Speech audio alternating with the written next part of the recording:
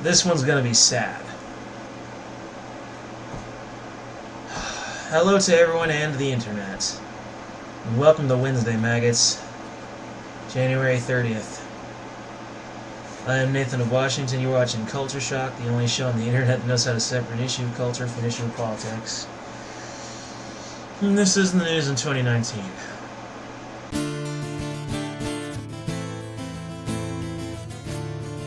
Alright everybody, so this is actually from 2018, but it got very little coverage. And this is some local news from my home state of Washington, specifically from Kent. 11-year-old autistic boy, locked out of school by principal. Yeah, you heard that right. I wish this wasn't true, but it is true. This is local news from my state, in Kent, Washington. And the incident occurred on December 14th, 2018, but barely got any coverage, so I'm covering it now. But the boy was trying to re-enter the school through different doors, windows, and openings. But every time was forced out. He even snuck in during recess with some other kids, but was forced right back out. The child was horribly confused and didn't know what the hell was going on. And the principal basically believed she was somehow in danger. Now, to put this in clarity, as per Washington education standards, the student being considered special needs should have had access to the restroom at any time. However, the principal escorted all the special ed students back to the classroom and tried to keep them in the room, saying, nope, no bathroom. And when the boy did not get to leave, he tried to go around them and tried to physically get around her, blocking his way. And for whatever reason, she thought that was kind of threatening. She reflexively backed off when he did that. So he just kind of went out the back door and went the other way. Right? Weird, the strange altercation. You know, she's acting more autistic than he was. It's like, yeah. And she's in the position of being a principal. Ridiculous, right? Well, the principal then locked the door, the back door, and instructed the staff to lock all the other doors and leave him outside and keep him out. The teachers closed blinds, blocked windows, and just straight up ignored him while he was exposed and vulnerable outside, where just about anything could have happened. You're supposed to keep children safe when they're in school. Who knows what the hell could have happened to him while he was out there? Thankfully, nothing did, but it could have. The incident ended when a fellow student let him back in, but then the student was suspended for 2 days. The autistic child will now be enrolled in a completely different school. Thank goodness. While the principal is on paid administrative leave while under investigation. And of course, much like criminal police officers, they'll find she did nothing wrong.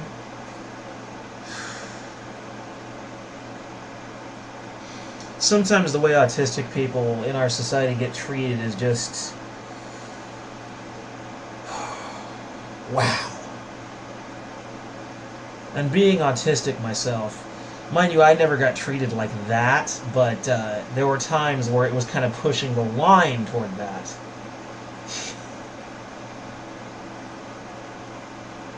No, autistic people don't have a problem. It's people who aren't autistic that have a problem. Because they almost always have a bad attitude about people who have autism. And the older the generation, the more likely that becomes. There was actually a wonderful docudrama about autism, starring Christopher Eccleston, the former star of Doctor Who on BBC, that I know. It was liberal agendaed as all hell.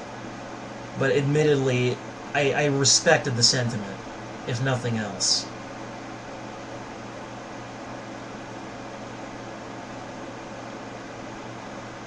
That we gotta rise above shit like this. Personally, that principal should be fired and her license to teach or operate a school should be revoked. Force her to find work elsewhere. Maybe flipping burgers at a McDonald's. I think that would be that would be justice, in my opinion.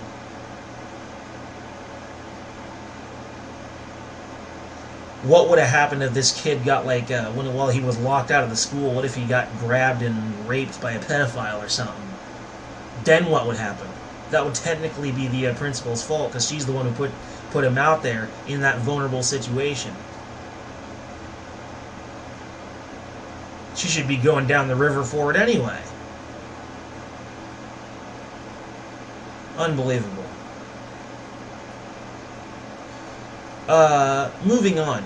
California Democrats removed the Pledge of Allegiance from all board meetings at the Santa Barbara Community College. Robert Miller stated that the flag and the pledge represent racism, white nationalism, and oppression. In other words, all the typical Democrat, socialist, far-left buzz lines. Robert Miller basically said that he would rather pledge allegiance to the Constitution than the physical object of a flag. A Democrat. The Constitution. Yeah, sure. I believe you, Rob. No, I really don't. And of course, this was during a gender equity work group meeting in November. Lindsay Moss, the Vice President of Business Services at SBCC, said the N-word when repeating a concern by a student, according to the channels. A staff member stated that our black African-American students feel unsafe because they hear the N-word directed at them on campus. I then repeated that statement, but used the unabbreviated version of the N-word. In other words, she wasn't actually calling someone a nigger, she was just saying the word for the purpose of commentary. Which is, I just did not now. You hear what I said? I said it for the purpose of commentary. I wasn't insulting anyone. But these these college snowflakes, these overly sensitive, brittle little pieces of shit. Ugh. And of course, Moss is now on unpaid leave and recently returned to her job at Santa Barbara SCC, according to the report. Yeah, I mean, these liberals always hate white nationalism, you know? But here's the thing. White nationalism is the only kind of ethno-nationalism that is considered bad or racist or ever gets that kind of, oh, it's racist, it's racist. No one ever says that China's too Chinese. No one ever says that Japan is too Japanese. No one ever says that Africa's too black. But you hear all the time about how America's too white. Or how Europe is too white. Well, of course Europe is fucking white. That's where we come from.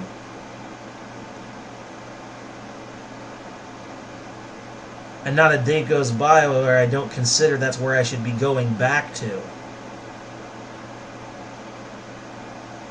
If only just to get away from these democratic pieces of literal human garbage. Who want a tyrannical socialist state.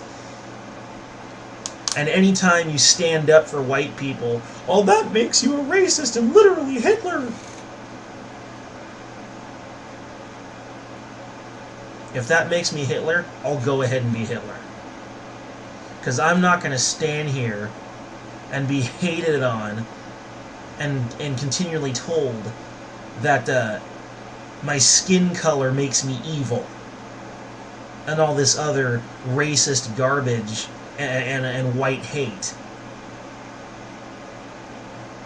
I have done literally nothing wrong, and you're going to hate on me just because my skin color is lighter than yours or of a particular shade. Fuck you. Bottom line is, showing any kind of hatred or disdain for someone because of their skin color is just wrong. It doesn't service the greater good. It's not a utility to the greater good.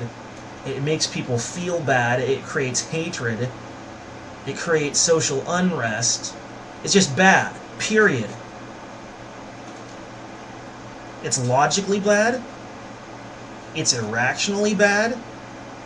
It's just bad. Bottom line is, if you hate white people, fuck you.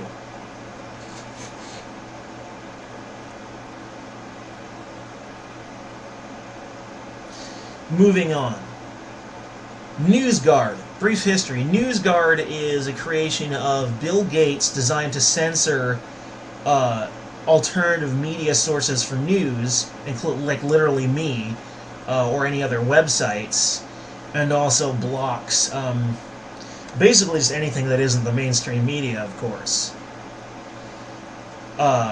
Anyway, NewsGuard's board of directors are basically neocons, which is a little surprising, but they own a PR firm that, way back when, last decade, attempted to whitewash Saudi Arabia during 9/11.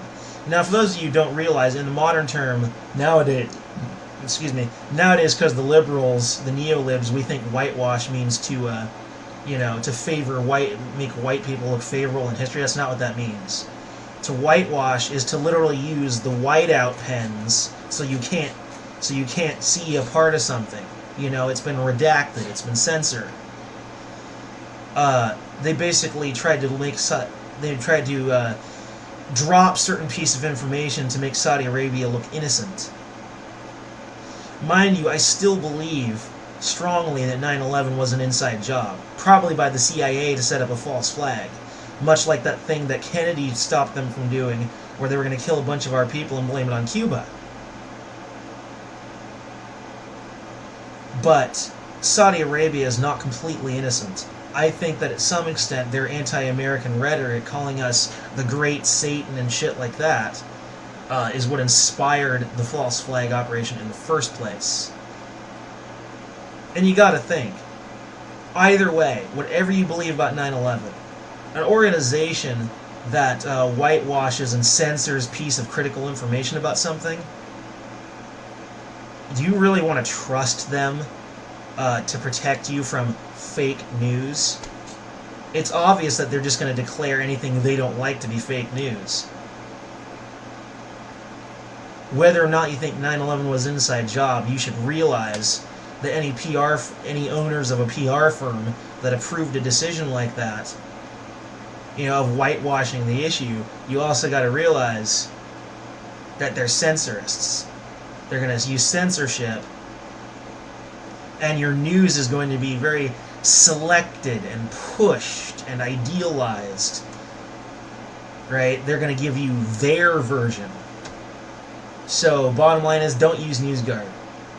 Starve the beast and avoid any and all Microsoft-approved web browsers, unless you've got like a VPN, or can turn NewsGuard off. I mean, I'm good. On my Android phone, I use Opera, and I'm on Ubuntu, and I usually use Firefox. But for those of you who aren't in the clear, it's time to switch your web browser, and maybe your operating system. 8 million Americans now registered in something called Main Core, Project Main Core, which has actually been going on since the 80s, where the government collects your personal data from email, phone calls, you name it, and any sort of communications. Which, this is already known, but this goes even further. Basically, it goes into a backlog of information where, should they ever declare martial law or a national emergency, if you publicly shamed or spoke out against the government at any point, or did anything that they don't approve of, during either state of emergency or martial law, they will come and arrest you and jail you for the entirety of that state, because they will consider you a dissident. So much for holding up that Constitution, eh? Yeah, right. If you think it's only just the Socialist Democrats who are tyrants, guess again. The Republicans aren't much better. Mind you, I did say that I would occasionally vote for them, but not all of them are complacent in the establishment. Excuse me. Bottom line is, you just might be one of those 8 million people on that list. Have fun trying to sleep tonight. Moving on. Democrats to remove all references to God from the oath. Do you solemnly swear to tell the whole truth, nothing but the truth, so help me God, and all that? Well, their version is, do you solemnly swear or affirm under penalty of law that the testimony that you are about to give is the truth, the whole truth, and nothing but the truth? In other words, it contains a little bit of legalese there. They're also considering removing he or her from all legal proceedings. Ugh, of course they are. Ugh. Mind you, I'm not a big fan of Christianity, okay? The beliefs of Christianity never really sat well with me. It seems like the older I get, the more uncomfortable their ideas make me. But it does set a very negative precedent.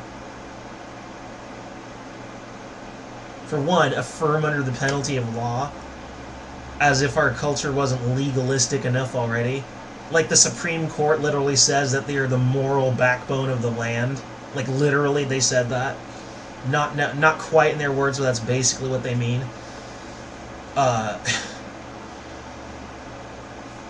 But if they can just redact shit, not to fall back on the slippery slope fallacy, but it sets a precedent.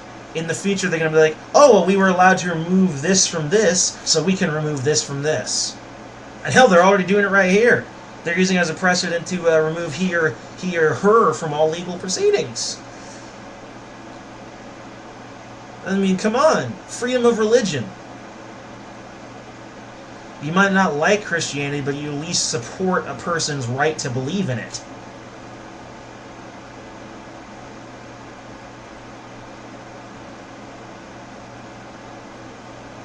This, to me, seems like an obvious attempt to, one, prop up more legalism in our culture and our lexicon, and two, also to just disrespect the fact that religion has been a part of our culture, and to take it out of government thinking completely.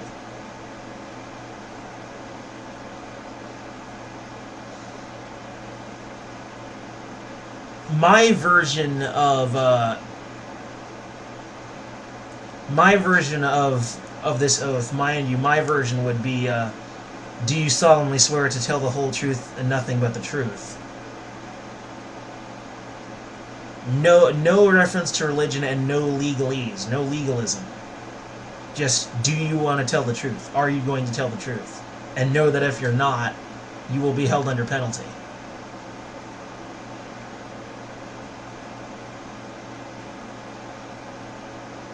And yes, that makes me sound like a hypocrite, but let me explain.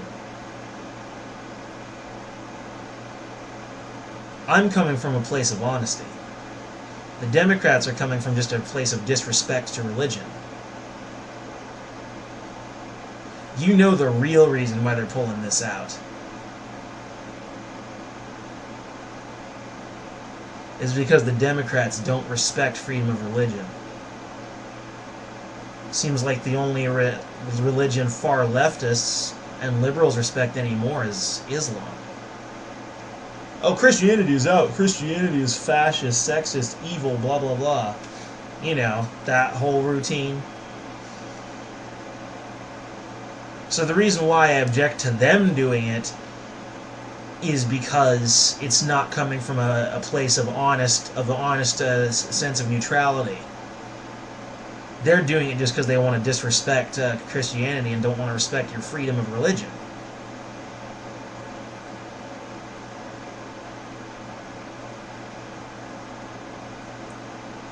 And that is the whole truth and nothing but the truth. So help me God.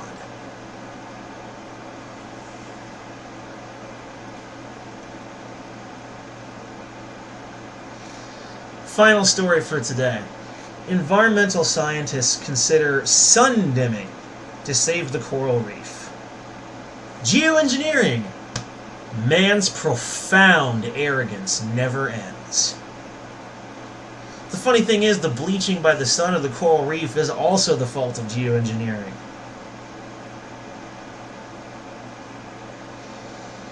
Like crop dusters and planes and other chemicals we put in the atmosphere Of course, this geoengineering is, of course, an attempt to try and stop that big, scary global warming, which is just a natural process that we should do nothing about. Because nature has observable checks and balances, and we are messing with them constantly. You know, like the vaccines. Fuck you, nature, we can do better, because we're man. No. You mess with nature, she messes with you. Life finds a way, as it were. This is one of those lines that scientists cross that we should never have crossed to begin with. If anything, this geoengineering bullshit's gonna make shit worse. They literally want to create like a sort of like a chemical sunshade that will dim sunlight and restore the coral reef. But of course they're not considering things like, how the chemicals themselves will affect the reef and the ocean ecology near countries like Jamaica and other tropical regions. In fact, the geoengineering that already exists makes many people feel like they're living inside of a convection oven. We've already messed enough with the environment. Let's not mess with it anymore. We've already displayed that we have no ability to clean up the mess we've already created. And we just need to leave it the hell alone.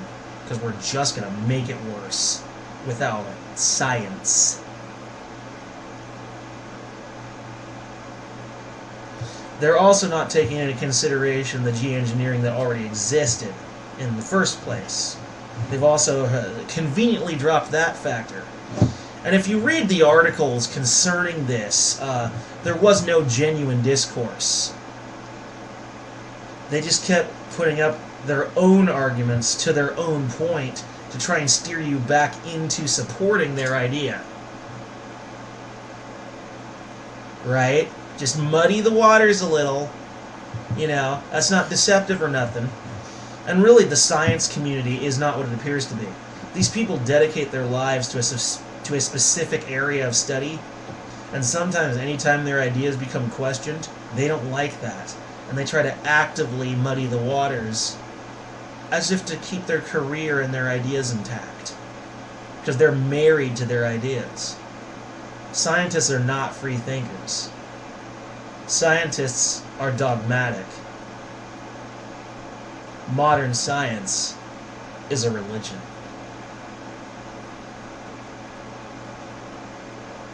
Anyway, that's it for Culture Shock today, folks. I'm out.